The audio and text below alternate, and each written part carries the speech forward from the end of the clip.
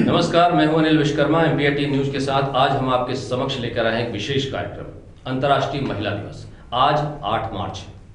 अंतर्राष्ट्रीय महिला दिवस पर हम बात करने जा रहे हैं और मैं आपको बता दूं कि ये हर साल 8 मार्च को मनाया जाता है। विश्व के अलग अलग देशों में अलग अलग जगहों पर महिलाओं के अधिकारों, कर्तव्यों, सामाजिक जनचेतना जैसी तमाम चीजों के बारे में इस दिन को बनाया गया है। ये दिन कैसे आया, इसके बारे में मेरे पास कुछ जानकारियां हैं। मैं आपको बताना चाहूंगा कि अमेरिका में सोशलिस्ट पार्टी के आह्वान पर यह दिन सबसे पहले 28 फरवरी 1909 को मनाया गया और उस समय आखिरी इतवार था।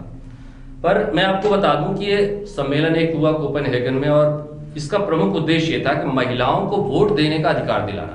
यहाँ पर सबसे बड़ी बात थी कि महिलाएं उस समय तक वोट नहीं दे पाती थी और अधिकतर देशों में भी महिलाओं को वोट देने का अधिकार नहीं था।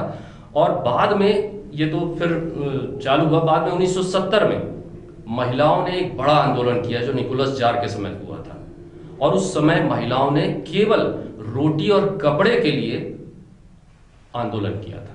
अब आपको अंदाजा हो जाएगा कि रोटी और कपड़े के लिए महिलाओं को भी इस तरह से आगे आना पड़ा। ये बहुत बड़ी बात है।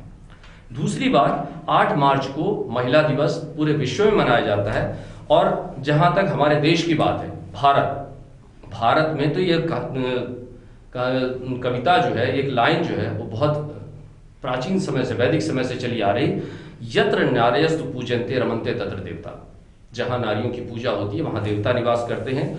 और इसी सब बात में कहते हुए मैं ये कहूंगा कि आज भी वैदिक काल से लेकर, वैदिक काल में तो आप ये समझिए कि महिलाओं की स्थिति बहुत अच्छी थी, पर धीरे धीरे महिलाओं की स्थिति दिन बदतर बुरी होती चली गई। बाद में कई लोगों ने आवाजें उठाई, उसमें कई सारे लोग आए, आधुनिक काल आया, वहां से विधवा विवाह और इस सब पर आवाजें उठी, बाल विवाह पर आवाजें उठी और आज हम बहुत अच्छी स्थिति में हैं। और उसी अच्छी स्थिति में जब हम यहाँ पर आते हैं तो आज 2021 चल रहा है। कोविड-19 को हम हराकर 2021 में आज यहाँ पर कदम रख चुके हैं। और मैं आपको बता दूं कि इस बार कोविड-19 को हराने के बाद हमारे जो महिला दिवस, ये अंतर्राष्ट्रीय महिला दिवस है, उसकी थीम है महिला नेतृत्व, कोविड-19 की दुनिया में एक समान भविष्य को प्राप्त करना। आइए उस मुद्दे पर हमारे बीच चर्चा के लिए, सार्थक चर्चा हम आपके समक्ष करने जा रहे हैं। इसके लिए हमारे बीच है माननीय श्रीमती उर्मिला कटारे जी, नगर पालिका परिषद शहडोल के अध्यक्ष और समाज सेवी। मैं उनका हार्दिक स्वागत करता हूं मैम आपका। और हमारे बीच है डॉक्टर सुधा नामदेव, डिस्ट्रिक्ट हॉस्पिटल की ब्लड बैंक प्रभारी रही हैं पहले और इस समय बहुत सारे समाज सेवी कामों में जुड़ी हुई हैं। आपका भी बहुत बहुत स्वागत है। हमारे बीच है doctor Mariam Bohra, director Hatimiya hospital और ट्राइबल में ये काफ़ी कैंप कर रही हैं, उसके लिए भी इनका बहुत बहुत स्वागत है। मैं सबसे पहले डॉक्टर सुधा नामदेव जी से अनुरोध करूंगा कि वे हमें बताएं कि आखिरकार आपके मन में ऐसा क्यों आता है कि हर साल 8 मार्च को महिला दिवस मनाया ही जाना चाहिए। ऐसा है कि भले ही आज हम कितना भी गुणगान कर लें कि हमारे देश में महिला की पूजा होती है, देश में वहाँ वही तरक्की होती है, ऐसा बहुत कम है। जी जी। वास्तविक स्थिति जबकि ये है कि महिलाएं अभी भी बहुत पीछे हैं और उनको जगाने के लिए, उन तक सुविधाएं पहुंचाने के लिए हमने कुछ एक विशेष दिवस मनाने का ठाना।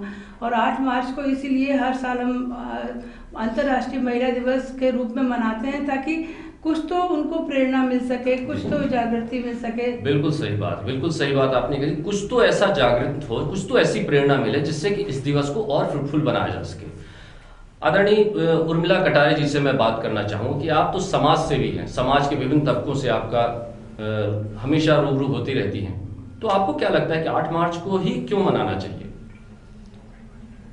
हमारे जीवन में हर दिन को हम एक विशेष दिन के रूप में, चाहे हमारा जन्मदिन हो, चाहे हमारी विवाह की तिथि हो, हम उसको सेलिब्रेट करते हैं और उस दिन को कुछ विशेष यादगारों से जोड़ना चाहते हैं कि भविष्य में हम क्या करें इसके लिए और भूत में हमने क्या किया। बिल्कुल सही। तो वर्तमान से जुड़कर हम अपने भूत और भविष्य के साथ में उस दिन को विशेष बनाते हैं।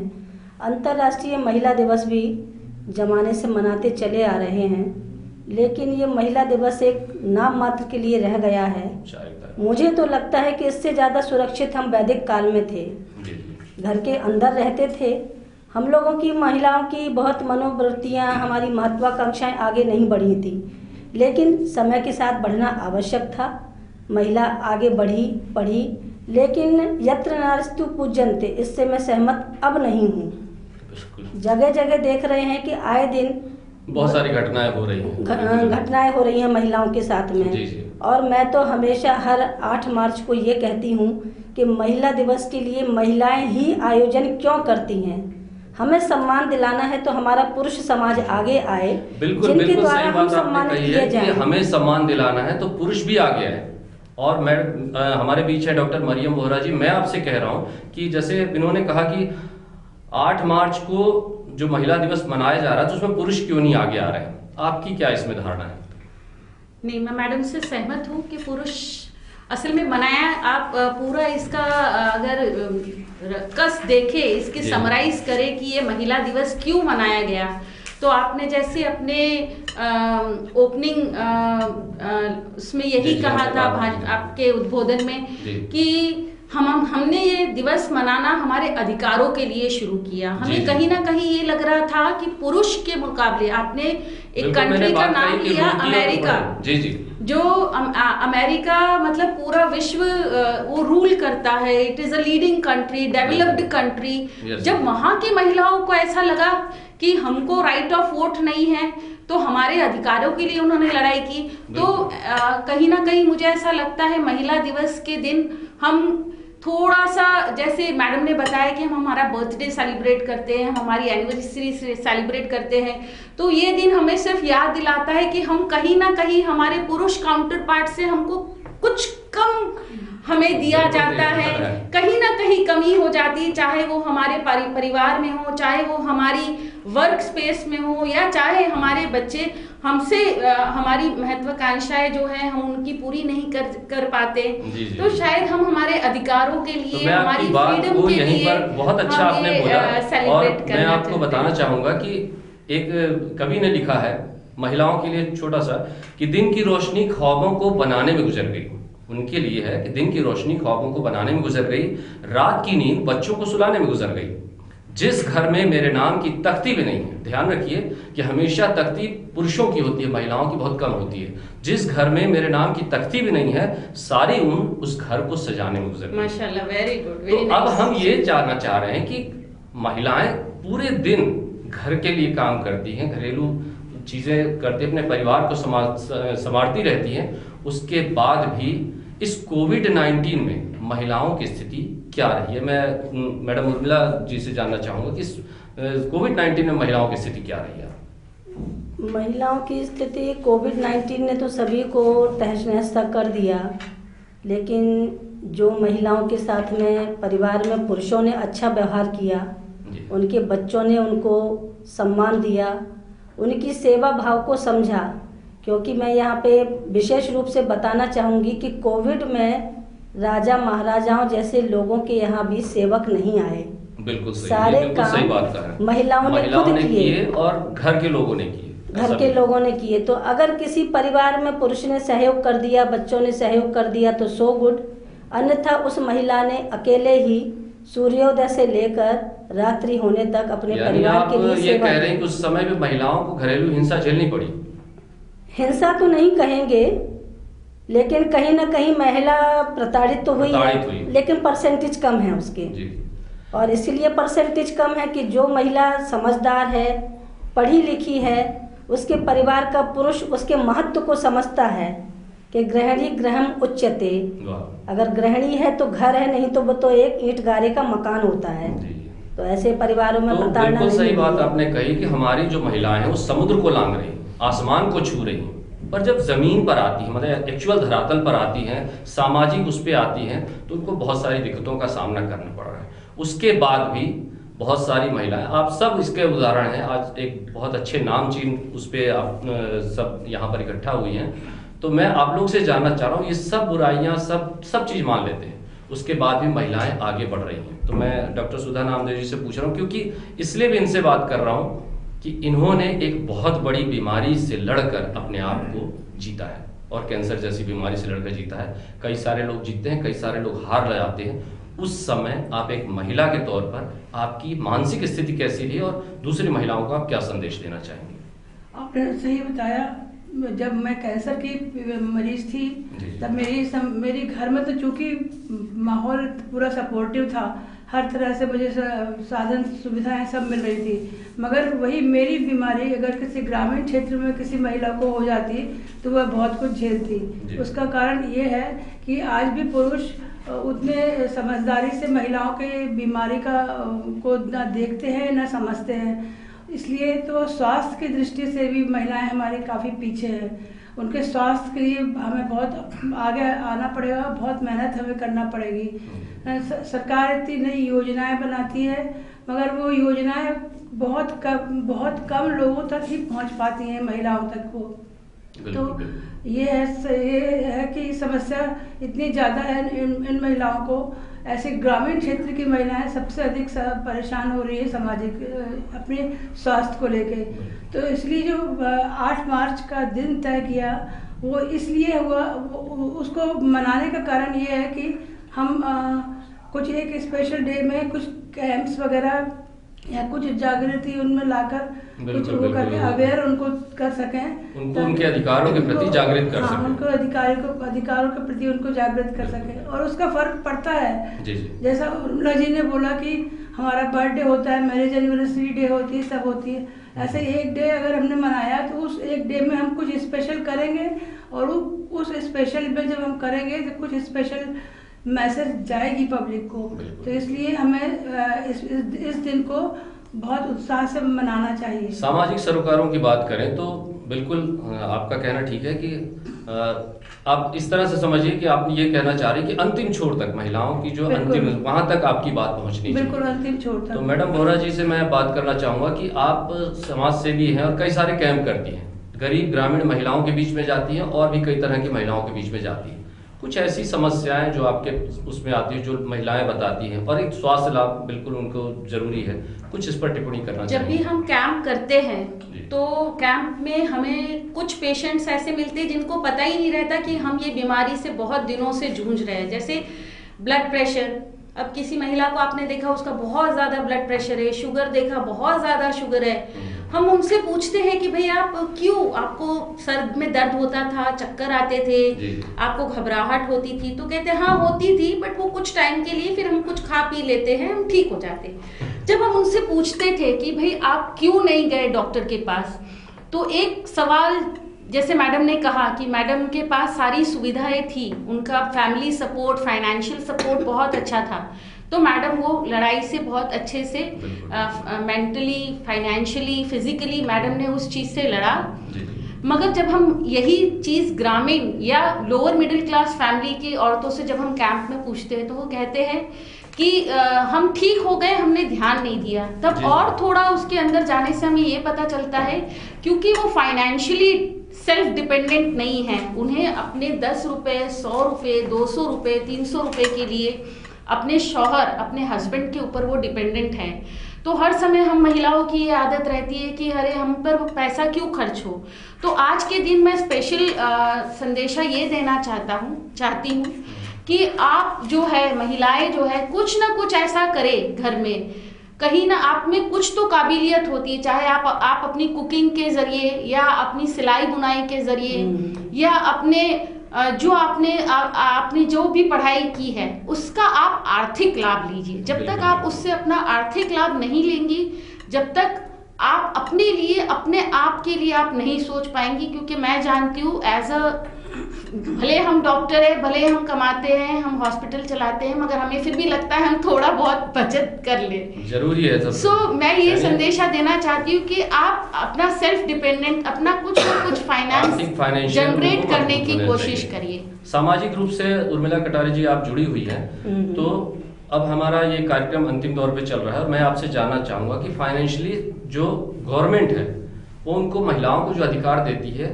आपके हिसाब से कुछ लोगों तक वो नहीं पहुंच पाता, या मेरे हिसाब से ये कहें कि अंतिम छोर तक नहीं पहुंच पाता। तो आप एज ए गवर्नमेंट मतलब राजनीतिक पक्ष को रख रही हैं, तो मेरा ये आपसे ये अनुरोध है कि आप ये हमारे जो लोग सुन रहे हैं, खासकर महिलाएं जो हमारे इस कार्यक्रम को देख रही हैं, उनको बताएं कैसे उनको राजनीतिक और सामाजिक अधिकार मिल जाने चाहिए प्रशासन की ओर से, क्या ध्यान रखें। मध्य प्रदेश सरकार ने नगरीय निकाय में 50% महिलाओं को आरक्षण बिल्कुल शायद दिया। यही सोच के दिया है जी जी कि पुरुष भाई हमारा घर के चौके तक नहीं जा सकता, जी। लेकिन महिला जनप्रतिनिधि हमारी बहन के बिल्कुल साथ सही बात, अंदर से आपने अंदर बिल्कुल सही जाकर बात बात कही कर है। सकती है। लेकिन ज़रूरत ये है कि महिलाओं के नाम पर जो ठगागिरी होती है राजनीति में भी, जी जी उसको अगर हम छोड़ दें, महिला वही राजनीतिक क्षेत्र में जनप्रतिनिधि बनकर आए जो अपने घर के साथ साथ समाज सेवा के लिए भी अपने को जुनून के साथ उतार सके, बिल्कुल वो अपने बहनों के पास अंदर तक जाए। सरकार की इतनी सारी योजनाएं हैं महिलाओं के ऊपर कि कोई क्षेत्र छूटा नहीं है, उसमें से महिला को जागरूक कराएगी और उससे महिलाएं आत्मनिर्भर भी बनेगी, क्योंकि लड्डू बनाने की योजना, आखिर लड्डू तो कोई महिला ही बनवाएगी। जी जी बिल्कुल। सरकार लड्डू देती है तो कोई उसको महिला बनाने की जिम्मेदारी तो बनाएगी। महिला जिसको की। लड्डू खाने की ज़रूरत होगी, प्रेग्नेंट लेडी को, वो लड्डू की स्कीम को समझेगी, और जो महिला बनाने में एक्सपर्ट होगी वो इस बिजनेस से जुड़कर अपने को आर्थिक स्वावलंबन की ओर जोड़ेगी। बिल्कुल, प्रशासनिक तौर से मेरा मानना है कि शासन प्रशासन बहुत सारी योजनाएं यहाँ पर लाया हुआ है, बस उसको लोगों को भी समझने की जरूरत है कि वो किस तरह से उसको अपनाएं। तो मैं डॉक्टर सुधा नामदेव जी से जानना चाहूँगा कि एक आपके हिसाब से क्या महिला को आर्थिक स्वावलंबी होना बहुत ज़रूरी है, या उसे पहले वैदिक काल में पुरुष प्रधान समाज हुआ करता था, आज चाहे महिला हो चाहे पुरुष हो, आज धारणा ये बन गई कि हम दोनों कमाएं, तो क्या आपके नज़र में भी ऐसा है क्या? बिल्कुल बिल्कुल ऐसा ही है कि आर्थिक स्थिति महिलाओं को भी स्वयं खुद कमाना चाहिए। 4 पैसे ही कमाए मगर अपने खुद की कमाई की होना चाहिए। पति के ऊपर कितना आश्रित रहेगी, और महंगाई भी इतनी ज़्यादा होती जा रही दिन पर दिन कि अगर जब दोनों जन मिलकर कमाते हैं तभी घर परिवार अच्छे से चलता है। और आर्थिक स्वावलंबन तो आज की दुनिया का सबसे प्रथम मापदंड है। ये मैं आपसे एक चीज़ और जानना चाहूँगा कि जो माँ है, जो पत्नी है, जो बेटी है, वो बहन है, समाज में पुरुष जो है वो कहीं ना कहीं उसको एक दूसरे दर्जे में लाकर खड़ा कर देता है। क्या ये संस्कार हमें परिवार से नहीं मिलने चाहिए? संस्कार तो परिवार से ही, ये तो ऐसा है कि अगर आपके घर में बेटियां हैं तो आप बेटी को भी बेटे की बराबरी से ही देखिए ना। ये ऐसा नहीं कि बेटे को आपने अलग तरीके से पालन पोषण किया और बेटी का अलग तरह से किया। जो ये हो रहा है, जो उसी के कारण लड़के बिगड़ भी जाते हैं, उनके संस्कार अच्छे नहीं पनप पाते हैं, पढ़ाई लिखाई में पीछे रह जाते हैं, और फिर नाम होता है कि बेटियां आगे बढ़ जाती है, बेटे पीछे रहते हैं। बिल्कुल बिल्कुल सही बात आपने कही है। और मैं उर्मिला कटारिया जी से बात करना चाहूँगा कि ये जो परिपाटी चल रही है, तो क्या हम बेटों को भी संस्कार दें कि वो बेटियों के बारे में या अपनी सबको अपनी बहन समझे, अपनी जिम्मेदारी समझे? क्या ऐसा करना चाहिए? बेटों को भी संस्कार नहीं दें, बेटों को ही संस्कार। बिल्कुल सही बात, बिल्कुल सही बात। शब्द तो बहुत छोटा है, बेटों को ही संस्कार दें, बेटों को ही संस्कार दें, क्योंकि समाज में जो विकृति आ रही है वो बहनों के द्वारा, बेटियों के द्वारा नहीं आती है। हमारा ही पुत्र, हमारा ही पति, हमारा ही पिता, हमारा ही भाई किसी न किसी रूप में जाकर समाज में विकृतियां फैला रहा है, गैंग बनाकर लोग इस तरह अस्मिता लूट रहे हैं। ये सब क्या है?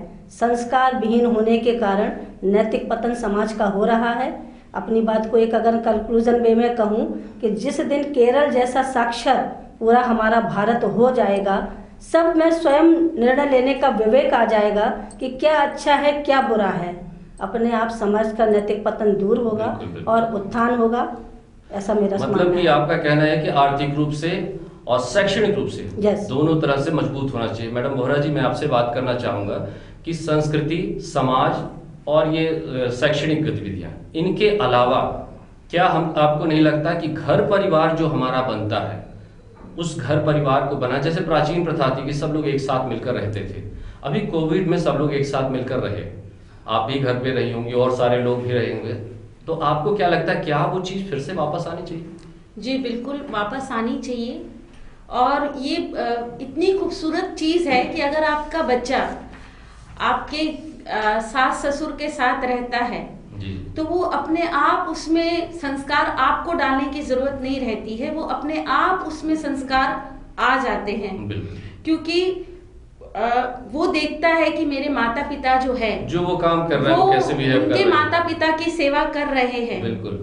और वो देखते हैं कि जैसे हमारे घर में, जैसे कोविड-19 की आप बात कर रहे थे, तो पूरा हमारा बिजनेस फैमिली बंद हो गया था और मैं एक अकेली औरत थी जो मैं काम करने निकलती थी, तो जो सम्मान उस समय हमें मिला हमारे परिवार से, जो हमारे लिए उनका प्यार और हमारे लिए जो उनकी इज्जत दिखी, हमारे छोटे बच्चे हमको बोलते थे मम्मी आप आ रहे हो घर में, you get yourself sanitise, मम्मा आप जा रहे हो, मम्मा आप फुल स्टमक जाओ। तो वो इतना कोविड-19 को जो हमने देखा, हम उस समय गृहिणी भी, क्योंकि हमारे यहाँ काम करने वाले लोग आते हैं, मगर उस समय हम पूरा घर का काम भी कर रहे थे, हम हमारे बच्चों के, ना सिर्फ हम, सारे लोग, बिल्कुल सही बात, वो घर का काम भी कर रही थी, वो अपने बच्चों को ऑनलाइन क्लासेस है या स्कूल की तालीम है या जो हमारी दीनी तालीम है वो भी एक महिला दे रही थी। तो उस समय जो महिलाओं का रोल था वो उसके पूरे परिवार ने उसको सराहा और उस पर्टिकुलर टाइम पे लोगों ने समझा कि सिर्फ आर्थिक लाभ देना ही काम नहीं होता है, घर में रहकर भी जो काम कर रही है औरतें, वो भी एक बहुत होम मेकर का जो काम है वो भी एक बहुत बड़ा हमारे पास वक्त कम है और मैं आपको बता दूं कि हर एक व्यक्ति, चाहे वो महिला हो या पुरुष हो, अपने जिम्मेदारी जरूर निभानी चाहिए। पुरुष को पुरुष की जिम्मेदारी निभाइए और ये ध्यान रखिए कि बिना महिला के पुरुष नहीं है, बिना पुरुष के महिला नहीं, दोनों एक दूसरे पहिए हैं, गाड़ी के दो पहिए हैं, पर उन गाड़ी के पहियों को अलग अलग नहीं रखना है, हमें मिलाकर साथ में चलना है, साथ में हमारे बच्चे। और बिल्कुल सभी लोगों ने ये बात कही है कि पहली बात तो महिलाओं को शैक्षिक होना बहुत जरूरी है, यानी केरल की तरह जो उदाहरण मैडम ने दिया है, शैक्षणिक व्यवस्था जो है बहुत अच्छी होनी चाहिए, आप जरूर अपनी शिक्षा अर्जित करिए। दूसरी बात, अपने पैरों पर खड़े हुए कुछ भी काम करिए, पर करिए जरूर, सम्मान से जिए। और आज 8 मार्च महिला दिवस पर मैं आप सभी को ये बात बताना चाहता हूं कि हमारी सरकार, हमारा प्रशासन, हमारे लोग, हमारे जितने समाज सेवी लोग हैं, वो सब महिलाओं को आगे लाने का प्रयास कर रहे हैं। आप उस धारा में एक कदम तो बढ़ाइए। और मैं आपको बता दूं कि कई फूल चाहिए, कई सारे फूल चाहिए एक माला बनाने के लिए, कई सारे दीप चाहिए एक महादीप बनाने के लिए, आरती बनाने के लिए, हजारों बूंद चाहिए समुद्र बनाने के लिए, पर केवल एक स्त्री यानी महिला काफी है घर को स्वर्ग बनाने के लिए। मैं आप सभी का फिर से धन्यवाद करता हूं और इस चर्चा को यहीं विराम देता हूं। देखते रहिए हमारे साथ MP18 न्यूज, और अगर आपने इस चैनल को सब्सक्राइब नहीं किया है तो प्लीज इसे लाइक, शेयर और सब्सक्राइब करिए। नमस्कार, अनिल विश्वकर्मा को इजाजत दीजिए।